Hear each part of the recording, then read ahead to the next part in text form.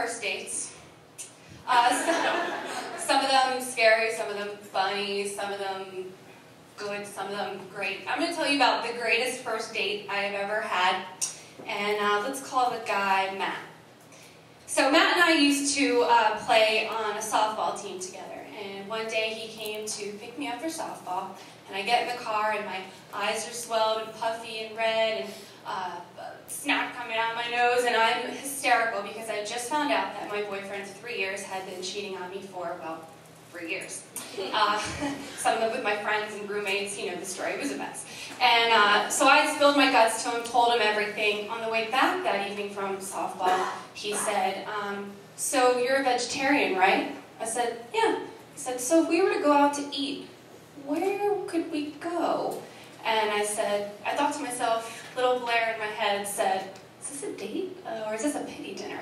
I'm like, you know what? I'm wearing my short shorts and my softball socks, so I'm going to say this is a date. So, so he came to pick me up Saturday evening. He came to my door with one single flower. I was like, oh, this is so sweet, very traditional, very nice. I later found out that, I lived above a flower shop, I later found out that he had bought an entire bouquet of flowers, thought it would be overkill and scare me off, so he threw the entire bouquet in the garbage outside my apartment and just gave me the one flower. And when we left, he's like, no, let's go out the store. He didn't want to see the bouquet in the garbage, right? So we go, and because I'm a vegetarian, we went to this really fantastic vegan restaurant, and you know, he ate it, he's like, this is delicious. I later found out, he's like, vegan food tastes like you're eating pillows, or crackers with pillows on them. And so he shoveled it down, and I'm still very impressed with him. And so after that, we went to West Philly. He planned the entire date out. We went to West Philly. There was a block party going on.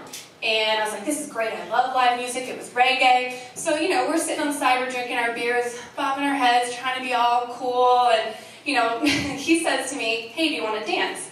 I go like this, and I think, oh my God, this is going to be a deal breaker. If a guy can't dance, I'm not Fred Astaire, I'm not Ginger Baker, but come on, if a guy can't dance, that's just it for me. But I'm like, he's asking me to dance, he's got to be good, and he was good.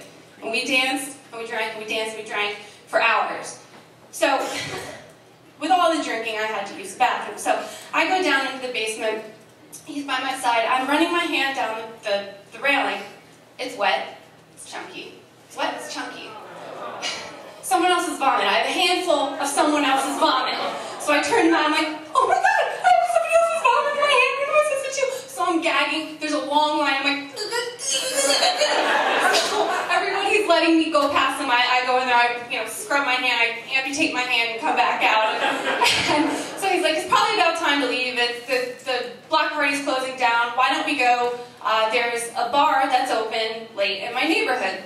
So we get in the cab, and he gets in first, and I apparently sit down too quickly because my elbow just meets right into his eyeball. And I turned around, and we laughed, and we were like, yeah, that sounds about right. And so we take the cab over to his neighborhood, and we pull around the corner, and there are a bunch of transvestite hookers on the corner. I don't know, would it be a gaggle of them? I'm not sure. So he opens the window, and in his drunken state says, so, how much can you bench press? I'm like, oh my God, this is not good.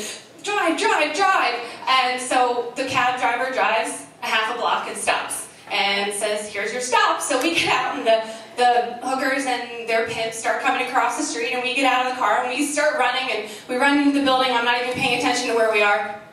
And we get inside, and I realize, this isn't a bar, this is his apartment. This is fishy, but I'm drunk, I'm having a good time, whatever. So he turns on the TV, and I didn't even know they still made music videos, but a music video was on. I don't know if you know Cassie, there's a song, Me and You, and she's tall, African-American, beautiful woman, hip-hop, so she's in this little ballet outfit, and she's on a ballet bar, and she's dancing all provocative, so Matt decides to imitate everything she's doing so that I have my own private dancer. So I'm like, I'm going to need a glass of wine. So he's just doing his thing, just dancing for me. And he's like, no, I got the perfect thing. And he goes over and he puts his CD on. Yes, this is when CDs were still, you had CDs. And so he puts it on and he turns around and I hear, hello, Is it me you're looking for? And he starts serenading me with Lionel Richie. And he walks over slowly and he grabs my hand and he serenades me, and then he stumbles forward and he plants a giant kiss.